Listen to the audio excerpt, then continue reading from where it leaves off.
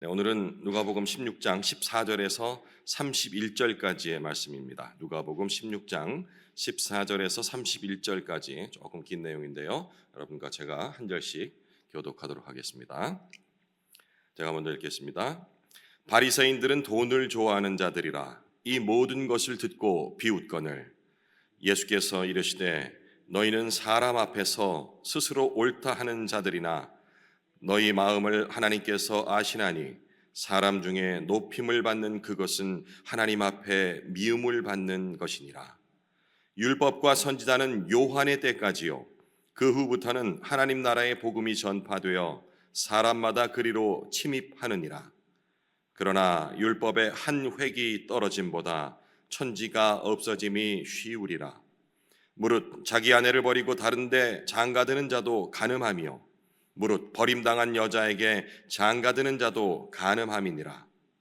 한 부자가 있어 자색 옷과 고운 베옷을 입고 날마다 호화롭게 즐기더라. 그런데 나사로라 이름하는 한 거지가 헌데 투성이로 그의 대문 앞에 버려진 채 그 부자의 상에서 떨어지는 것으로 배불리려 하며 심지어 개들이 와서 그 헌데를 핥더라. 이에 그 거지가 죽어 천사들에게 받들려 아브라함의 품에 들어가고 부자도 죽어 장사되매 그가 음부에서 고통 중에 눈을 들어 멀리 아브라함과 그의 품에 있는 나사로를 보고 불러 이르되 아버지 아브라함이여 나를 긍휼히 여기사 나사로를 보내어 그 손가락 끝에 물을 찍어 내 혀를 서늘하게 하소서. 내가 이 불꽃 가운데서 괴로워하나이다. 아브라함이 이르되 예 너는 살았을 때에 좋은 것을 받았고 나사로는 고난을 받았으니 이것을 기억하라. 이제 그는 여기서 위로를 받고 너는 괴로움을 받느니라. 그뿐 아니라 너희와 우리 사이에 큰 구렁텅이가 놓여 있어 여기서 너희에게 건너가고자 하되 갈 수 없고 거기서 우리에게 건너올 수도 없게 하였느니라. 이르되 그러면 아버지여 구하노니 나사로를 내 아버지의 집에 보내소서. 내 형제 다섯이 있으니 그들에게 증언하게 하여 그들로 이 고통받는 곳에 오지 않게 하소서. 아브라함이 이르되 그들에게 모세와 선지자들이 있으니 그들에게 들을지니라. 이르되 그렇지 아니하나이다. 아니하니이다. 아버지 아브라함이여 만일 죽은 자에게서 그들에게 가는 자가 있으면 회개하리이다. 이르되 모세와 선지자들에게 듣지 아니하면 비록 죽은 자 가운데서 살아나는 자가 있을지라도 권함을 받지 아니하리라 하였다 하시니라. 앞선 어제 불의의 청지기 비유는 제자들에게 이 제자도를 가르치기 위한 그런 비유였다면 오늘 이 메시지는 바리새인들을 향한 메시지입니다. 재물에 대한 예수님의 다소 이 파격적인 그런 교훈을 그들도 무리 사이에, 그러니까 어제 본문입니다, 섞여서 듣고 있었던 거죠. 바리새인들도 앞설 용기는 없고 무슨 얘기를 하나 꼬투리를 잡을까 숨어서 듣고 있었는데 바로 그들을 향한 예수님의 이 직설적인 꾸짖음이 오늘 앞에 등장합니다.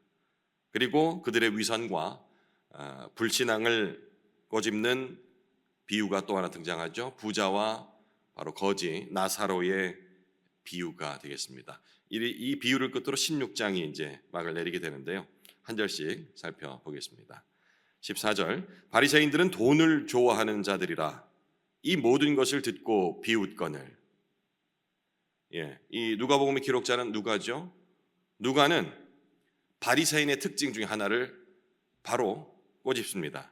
돈을 좋아하는 자들이라 라고 먼저 시작을 하죠. 이렇게 특정한 이유는 뒤에 비웃는 모습을, 왜 이들이 비웃고 있는지를 그 원인을 알려주기 위함이라 생각이 됩니다.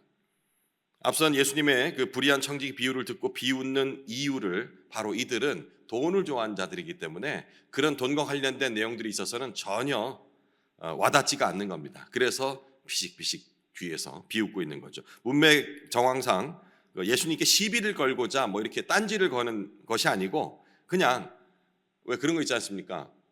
내가 뭘 많이 갖고 있으면 옆에서 뭐 너 그거밖에 없어 뭐 이렇게 아무리 딴지를 걸더라도 그냥 웃잖아요. 피식. 아휴, 없는 것들이. 뭐 이런 식의 그런 마인드. 그러니까 기득권자의 모든 걸 가진 입장에서 이 바리새인들은 예수님이 그렇게 막 비유하는 걸 보면서 아이고 참 불쌍한 가진 것도 없는 것들이 뭐 이런 식의 비웃음이 아니었을까 생각이 됩니다. 약자를 내려보는 그런 깔보는 그런 웃음이라 할 수 있겠죠. 하지만 예수님께서 이들의 비웃음 속에 담긴 속마음을 읽으시고 그들의 실상을 바로 폭로를 하시죠. 15절 예수께서 이르시되 너희는 사람 앞에서 스스로 옳다 하는 자들이나 너희 마음을 하나님께서 아시나니 사람 중에 높임 받는 그것은 하나님 앞에 미움을 받는 것이라. 잘 아시다시피 바리새인들은 율법을 철저히 지키는 정확히 말해서 율법의 행위에 있어서 아주 흠잡을 것이 없도록 자기 관리를 철저히 하는 그런 부류의 사람들이었습니다.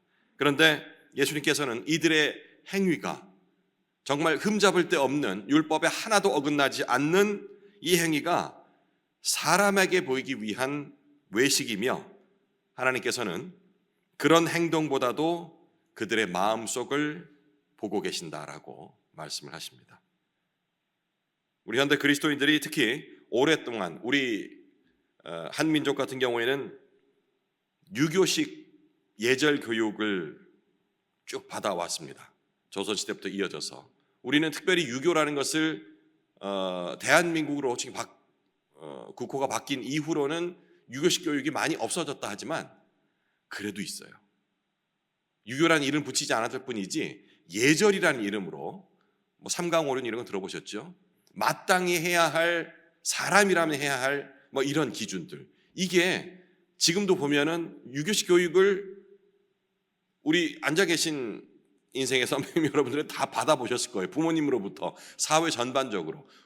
저는 그 중간에서 약간의 교육을 받았거든요. 지금 아이들은 받지 않는다 하지만 그 우리 문화라는 이름으로 이렇게 쭉 내려오는 거예요.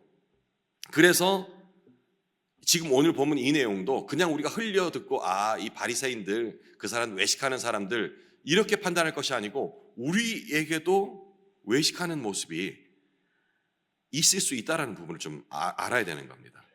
성경에서 말하는 경건과 거룩이라는 이 단어를 조선시대 유교식 선비의 모습과 이렇게 오버랩 겹쳐가지고요. 어떻습니까? 경건하다 그러면 어떤 모습을 먼저 떠올리십니까? 거룩하다 하면 말을 느리게 하고 일상의 일반인들이 쓰는 그런 단어들을 아주 천박한 거로 취급하면서 내 감정 표현을 절제하는 것. 혹시 이걸 경건이라고 생각하고 계시지 않습니까? 저도 그랬거든요. 경건해야지, 거룩해야지 하면은 일단 걸음걸이부터 느려야 하고 뭐 이런 식의 이게 다 유교식 교육에서 나온 그런 행동입니다. 선비는 어땠습니까? 비가 와도 뛰면 안 됩니다. 이게 마땅히 경건한 모습이라고 성경의 이 경건과 거룩을 우리식으로 이렇게 해석을 하는 거예요. 바리새인들과 크게 틀릴 게 없습니다.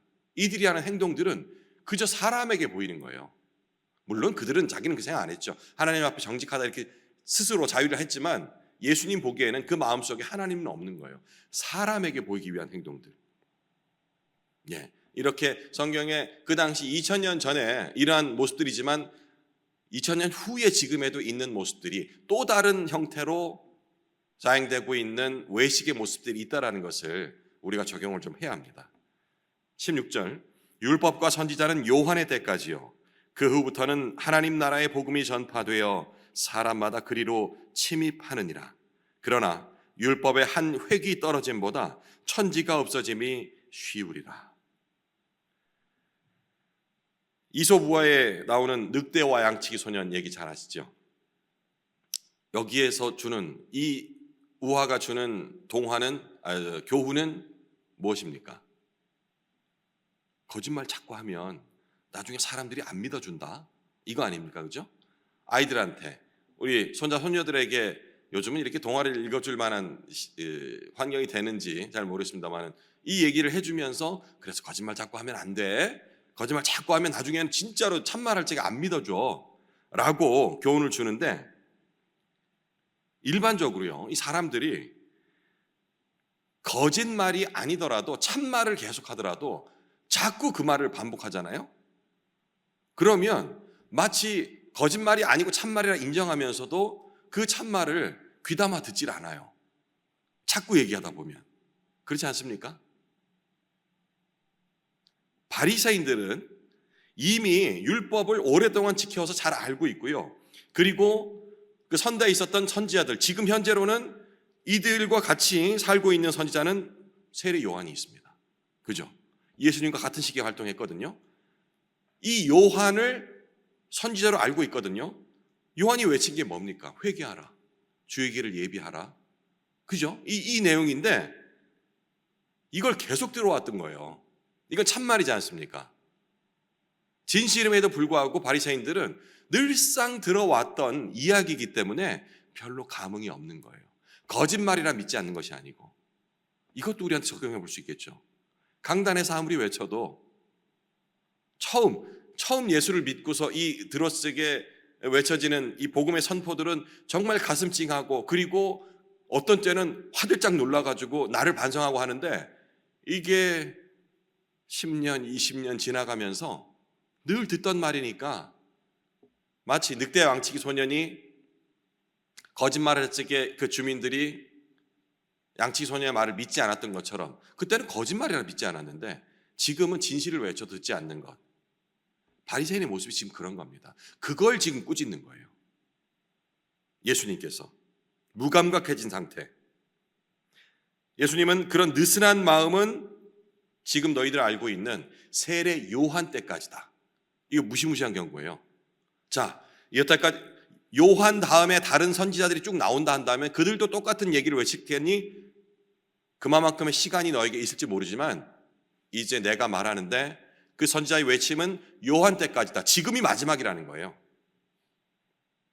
이전과 같이 지금처럼 반응해서는 안 된다라고 얘기를 하는 겁니다. 이제 전파되는 하나님의 나라는 가만히 앉아서 들어갈 수 있는 것이 아니고, 그냥 기다리면 줄 서서 들어갈 수 있는 것이 아니고, 이 복음을 깨달은 사람들이 전심으로 구함으로 들어간다는 의미로 침범한다라는 표현을 쓰고 있습니다. 이게 사실 우리식 표현으로 하다 보니 좀 강하게 침범이라는 그런 느낌하면 좀 강제라는 느낌이 좀 있지 않습니까? 그러다 보니까 이거 하나님 나라를 침범한다?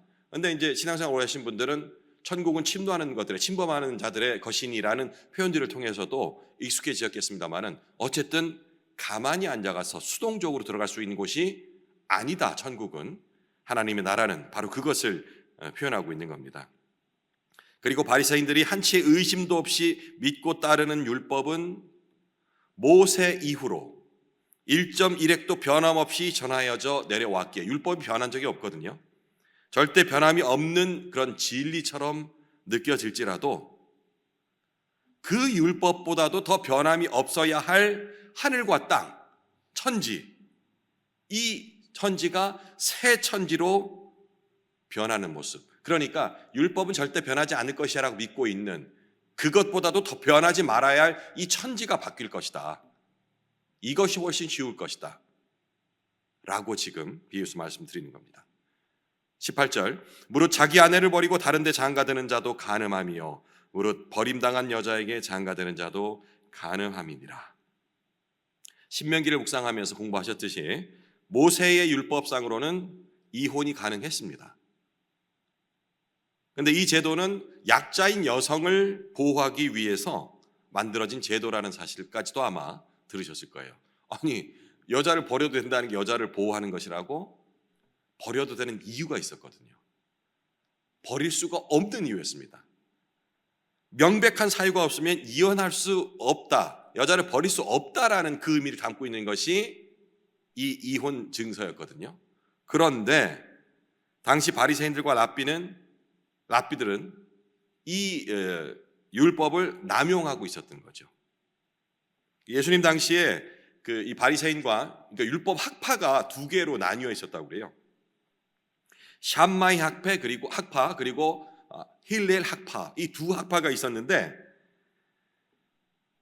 샴마이 학파는 이혼을 이 간음과 같은 중대한 죄를 지었을 때만, 그러니까 잘 일어날 수가 없는 그런 일이었어요. 그러니까 이혼이 잘 없었던 거죠.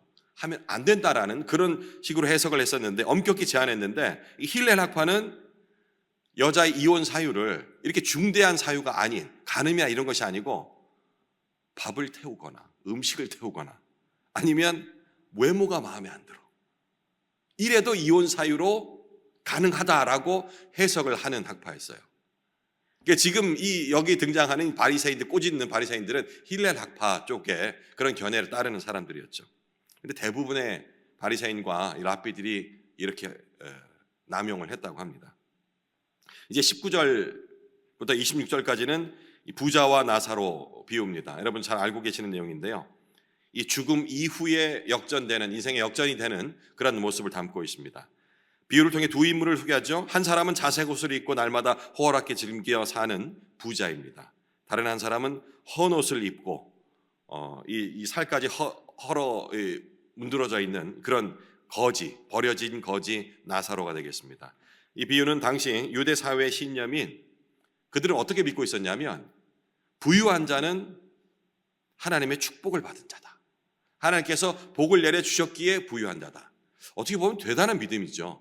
이 부라는 것이 하나님께서 주시지 않으면 이루어질 수 없다라는 그런 믿음인 것처럼 보이지만, 부자가 대우받는 것을 당연시하기 위한 그들의 또 다른 방편이었습니다. 이러한 생각을 지금 예수님께서 정면으로 반박하고 계신 거죠. 예수님이 이 땅의 삶과 육체 죽음 이후의 삶을 통해 비유를 하십니다. 부자는 음부에서 고통을 겪고 나사로는 아브라함 품에 안긴다라는 그런 내용이죠. 이 극적인 반전이 하나님 나라의 가치가 세상과는 전혀 다르다는 것을 비유하고 있습니다. 부자는 죽기 전에 나사로의 고통에 무관심합니다. 거지로 온 그 나사로의 모습에. 죽고 나서는 단 한 방울의 물이라도 그를 통해서 공급받기를 구하죠. 하지만 이미 시간은 지나버렸고, 회개의 시간 지나버렸고, 그 둘 사이에는 큰 구렁텅이가 놓여졌습니다. 이것을 가지고 또 이제 지옥과 천국 사이에 이런 걸로 또 해석을 하기도 하는데, 이 부분은 해석 여지들이 많아서 오늘 이 시간은 따로 해석을 하지는 않겠습니다. 어쨌든 회개의 기회는 살아있을 때뿐이고, 죽음 이후에는 아무것도 바꿀 수 없다라는 것이 핵심 포인트가 되겠습니다. 27절, 28절. 이르되 그러면, 지금 이 부자가 이 아브라함의 얘기를 하는 겁니다. 이르되 그러면 아버지여 구하노니 나사로를 내 아버지의 집에 보내소서. 나사로도 이미 죽었는데, 그러니까 자기가 만약에 이 음부에 있어서 움직일 수 없다면 그 아닌 곳에 있는 나사로라도 보내서 좀 얘기를 하게 해달라는 거예요. 내 형제 5이 있으니 그들에게 증언하게 하여 그들로 이 고통받는 곳에 오지 않게 하소서. 이 비유에 등장하는 부자가 그래도 아주 형제에는 애틋했던 것 같습니다. 자기는 이제 어쩔 수 없더라도 아직 살아있는 형제들에게 내가 갈 수 없다면 나사로라도 보내서 경고를 할 수 있도록 해달라고 부탁을 합니다. 지금 이 비유에서 아버지라고 불리는 사람은 아브라함이죠. 유대인들이 자신의 조상이라 생각하고, 하나님께서 주시는 이 모든 복이 아브라함으로부터 시작된 것이라 믿고 있기에, 죽음 이후의 세계에서도 여전히 아브라함이 자신들을 돌봐줄 것이다 라고 믿고 있는 그들에게 맞춤형 예화를 지금 예수님께서 하고 계신다라고 생각하시면 되겠습니다. 하지만 이 비유에서 아브라함은 그 부탁을 거절하죠. 29절. 아브라함이 이르되 그들에게 모세와 선지자들이 있으니 그들에게 들을지니라. 이르되 그렇지 아니하니이다. 지금 이거는 이제 부자가 얘기하는 거예요. 아버지 아브라함이여, 만일 죽은 자에게서 그들에게 가는 자가 있으면 회개하리이다. 아브라함이 죽은 나사로를 다시 보낼 필요 없이 이미 모세의 율법과 선지자들의 회개의 외침이 계속 이어져 왔으니 그것을 통해 깨달으면 된다라고 얘기를 하니까, 이 부자가 아니요 그런 걸 약하고요, 그걸로는 안 되고요, 누군가 이 부활한 모습, 죽은 이가 다시 온다면 부활이 되지 않겠습니까? 이런 모습을, 정말 믿을 수 없는 모습을 하고 등장하는 정말 깜짝 놀랄 만한 그런 사람이 와서 전해야지 비로소 믿고 회개할 것이라고 때를 씁니다. 지금 아브라함에게 때를 쓰고 있는 거예요. 이거 너무 익숙한 상황 아닙니까? 다시 현대로 우리를 또 적용을 해보는 거예요. 기도 열심히 하는 사람이라면 떠올려지는 이미지가 뭡니까?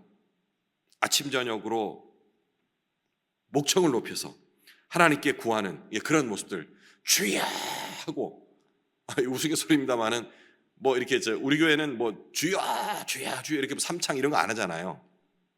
하는 게 나쁘다는 얘기 아닙니다. 제가 지금 신학교 거기서 있는데 교수님 이러는 거예요. 신학생은 주여 이 삼창 하면 안 됩니다. 그러길래 우리 신앙이랑 비슷한 결을 갖는가 보다 했더니 주여 삼창 하면 안 됩니다. 15창은 해야 됩니다. 이러는 거예요. 3번 외쳐서는 안 되고 신학생 정도 되면 주여를 한 15번 외쳐야 된다고. 네, 우리가 그건 우스갯소리입니다만은 믿음이 좋고 그리고 기도의 응답을 받으려면 뭔가 이렇게 간절함을 넘어서서 진짜 열정적으로 뭘 해야 된다라는 선입견들이 좀 있어요. 소위 기도가 응답될 때까지 하늘 보좌를 막 흔드는 믿음. 이 부자가 지금 아브라함을 상대로 이런 행동을 하고 있는 겁니다. 기도는 때를 쓰는 게 아닙니다. 그죠? 예. 뭐 이렇게 큰 소리로 하면 안 된다, 뭐 주의하면 안 된다 이 얘기가 아니고요. 내가 원하는 거를 하나님의 원과는 전혀 상관없이 그냥 주실 때까지 막 때를 쓰고 이렇게 하는 것이 아닙니다. 더 얘기 안 하겠습니다. 예, 마지막 31절입니다. 예수님은 회개의 때가 기한이 있는 그런 유한한 것임과 또 지금 복음을 거부하는 자는 자신의 죽음과 부활의 모습을 목격하더라도 자신께서 지금 예수님께서 십자가에 달려 돌아가실 것임을 지금 계속해서 얘기를 해요. 우리는 보이죠, 그죠? 31절에 그렇게 기록이 되어 있거든요. 그런데 당시에는 이렇게 수시로 얘기를 하는데도 제자들조차도 못 알아들었습니다. 자신의 죽음과 부활의 모습을 목격하더라도 비유 앞에서는 나왔고요. 여전히 복음을 거부할 것이다 라고 말씀하시는 겁니다. 마지막 31절입니다. 이르되 모세와 선지자들에게 듣지 아니하면, 이미 전하여진 그 복음을 듣지 아니하면, 거부하면 비록 죽은 자 가운데서 살아나는 자가 있을지라도, 우리는 이 구절을 알죠? 뭘 의미하는지. 권함을 받지 아니하리라 하였다 하시니라.